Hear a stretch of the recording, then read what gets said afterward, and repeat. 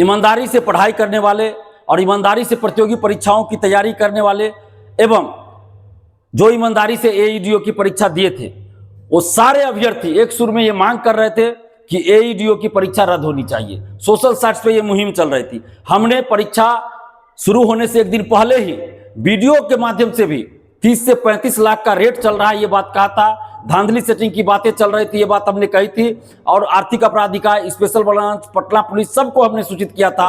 और इन लोगों ने, स्पेशल ब्रांच, पटना पुलिस और आर्थिक अपराध इकाई ने त्वरित कार्रवाई किया और निष्पक्षता के साथ जांच किया।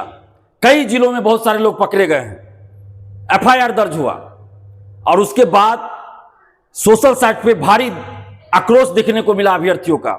और हमने परीक्षा के बाद भी परीक्षा रद्द करने की मांग किया था, मीडिया के माध्यम से, सोशल साइट्स के माध्यम से और ऑफिशियली भी बहुत जगह जाकर हमने ये मांग किया था कि एईडीओ की परीक्षा रद्द होनी चाहिए, क्योंकि जिस परीक्षा में 30-35 लाख का रेट लग रहा हो, आंसर बाहर से अंदर जा रहा हो, जो बायोमेट्रिक कराने वाले थे वो लोग आंसर पहुंचा रहे थे, बहुत जगह इन्विजिलेटर आंसर पहुंचा रहे थे, तो ऐसी परीक्षा का कोई मतलब ही नहीं है। हमने वीडियो के माध्यम से भी कहा था, बहुत जगह जाकर भी हमने कहा था, जहां हमको जाना चाहिए वहां जाकर कहा था।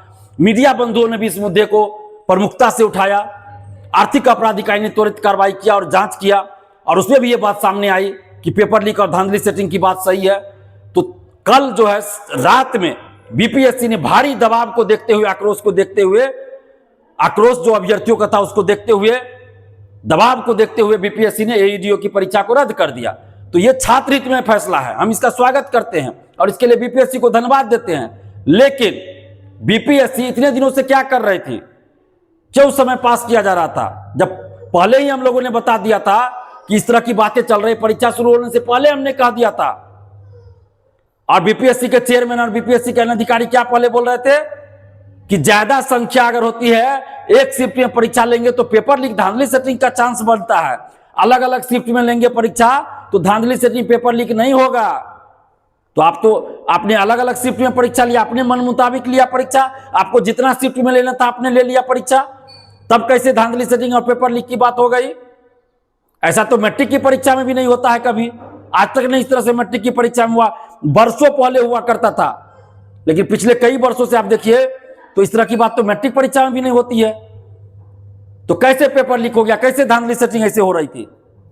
बीपीएससी को इसका जवाब देना पड़ेगा।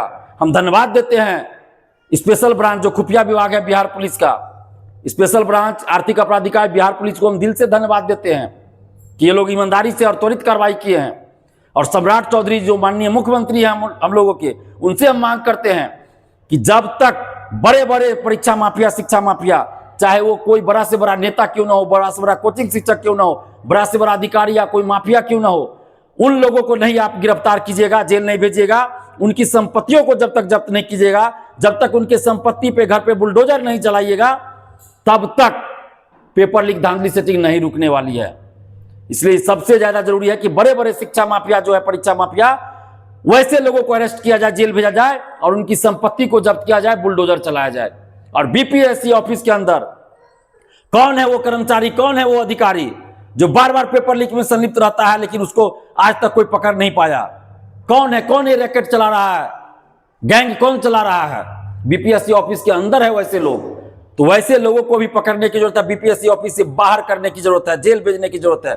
और जब तक बीपीएससी में ऐसा नहीं किया जाएगा, तब तक पेपर लीक, धांधली सेटिंग नहीं रुकने वाला। मैं कई बार कह चुका हूं, छोटी छोटी मछलियों को पकड़ लीजिएगा, उससे कुछ नहीं होगा। बड़े बड़े लोगों पर कार्रवाई करनी होगी।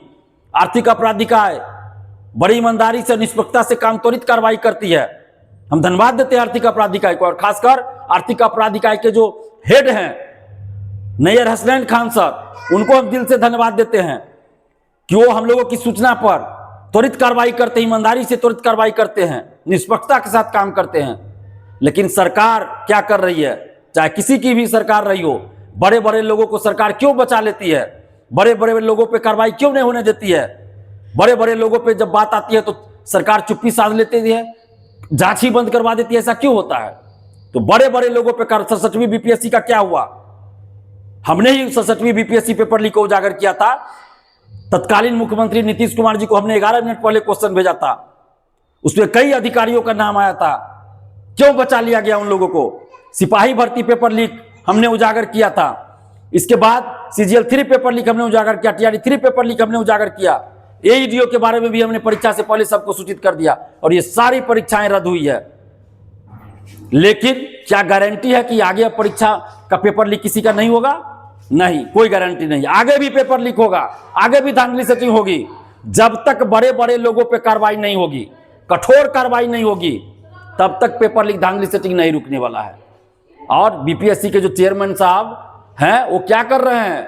कहां गई आपकी बड़ी बड़ी बातें? आप जो बोल रहे थे कि एक शिफ्ट में परीक्षा लेने से पेपर लीक का चांस बढ़ता है या पेपर लीक हो जाएगा, इसलिए अलग अलग शिफ्ट में लेंगे। 17वीं BPSC में क्या क्या नौटंकी हुआ था? अब तो अलग अलग शिफ्ट में आपने परीक्षा लिया, क्यों पेपर लीक और धांधली सेटिंग की बात आ गई? सबसे ज्यादा जरूरत है ईमानदारी की, दृढ़ निश्चय होने की। जब तक आप दृढ़ निश्चय होकर काम नहीं कीजिएगा, ईमानदारी से काम नहीं कीजिएगा, तब तक कुछ नहीं होने वाला है। तो जो भी BPSC ऑफिस के अंदर दागी लोग हैं, भ्रष्टाचारी है, पेपर लीक में संलिप्त लोग हैं, वैसे लोगों को BPSC से बाहर करके जेल भेजा जाए, तभी पेपर लीक और धांधली सेटिंग रुकेगी। और सभी अभ्यर्थियों को जो ईमानदारी से तैयारी करते हैं, हम उनको धन्यवाद देते हैं कि आप लोगों ने एकजुटता दिखाई, सोशल साइट्स पे मुहिम को जारी रखा और उसका मीडिया बंधुओं ने भी साथ दिया, आर्थिक अपराध इकाई ने भी जांच किया ईमानदारी से, स्पेशल ब्रांच ने भी, खुफिया विभाग जो है उन्होंने भी सूचना दिया, सही सूचना दिया, और बिहार पुलिस ने भी काम अच्छा किया। इसके बाद BPSC को मजबूर होना पड़ा कि परीक्षा रद्द करे और परीक्षा रद्द हुई है कल। तो हम सब का जो सामूहिक प्रयास रहा, मीडिया बंधुओं ने भी बहुत साथ दिया, तो सबको धन्यवाद। और आगे पेपर लीक ना हो, धांधली सेटिंग ना हो, इसके लिए सरकार को कड़े कदम उठाने पड़ेंगे। जो भी छोटा से छोटा, बड़ा से बड़ा शिक्षा माफिया, परीक्षा माफिया है, सब पे कार्रवाई करनी पड़ेगी, तब जाकर पेपर लीक रुकेगा, नहीं तो नहीं रुकने वाला है।